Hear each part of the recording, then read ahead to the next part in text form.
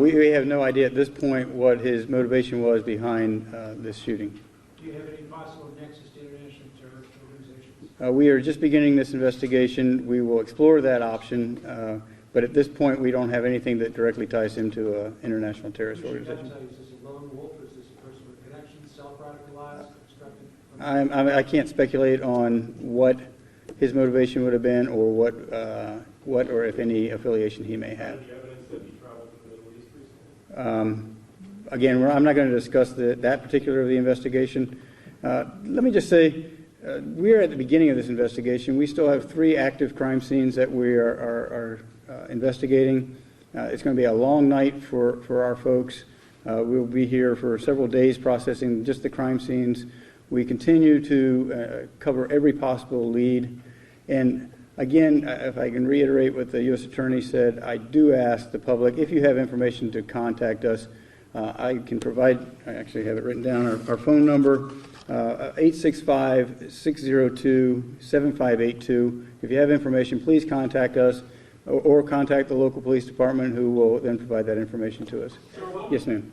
Any inclination to the fact that Abdul Aziz had a Nashville connection? We're learning that he may have worked in Franklin, Tennessee.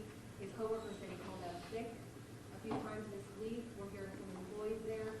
Any validity to that? We are checking every possible place that he could reside or could have resided, visited, where he's shopped, where he went to school, who his friends were, if he worked out at a gym, every possible lead. So we have information that he's been in various locations, and we will check each and every one of those. That has not been determined as far as how he died. An autopsy will be conducted over this weekend by the U.S. government, and we will determine how the cause of death for him. Yes, ma'am.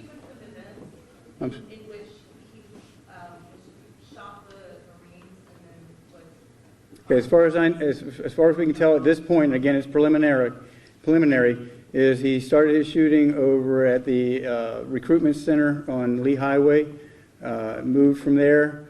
We do not believe he exited his vehicle at Lee Highway. We believe he shot from inside the vehicle, moved over to the Naval/Marine Corps center here on the other, about 15 miles away, where he did entered the facility, exited his vehicle, and engaged in gunfire there. Any indication that there may be others involved in this? There's no indication at this point that anybody else was involved. Obviously, we're still at the beginning of this investigation. We will explore any possibility, and that includes whether or not anyone else was involved in this. I'm sorry, let's go back here. Are you going to release the names of the Marines yet? We will not release the names of the Marines, and it is our policy that we will not release the names of the victims at all. The Department of Defense will have to make that determination as to whether or not they want to release the names of the Marines. What about the police officer? The Chattanooga Police Department has requested that that officer's name not be released. For his privacy, he has asked for that, and we will honor that. His current condition, you know, Chief, his current condition? He's doing as well as can be expected after being shot by a brazen criminal like this. And can you go into just a little more detail about the reserve center shooting? It appears from the early photographs that he made it past the Jersey barriers, crashed through a gate, and then you said that he entered the building. It's the first we've heard of that. Can you go into more detail? I'm sorry, I didn't necessarily say he entered the building. He entered the facility, meaning inside the gate. Oh, but is he So also in the building?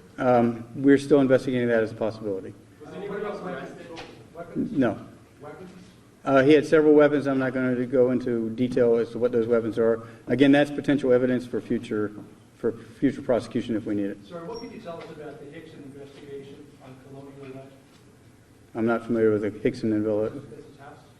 Oh, the residence. There is a residence that we are in the process of searching to see if there's any evidence connected to this investigation. So a woman was handcuffed there.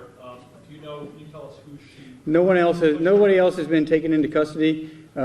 It's a common practice for us when we enter a location to secure anybody in there just for the safety of the officers.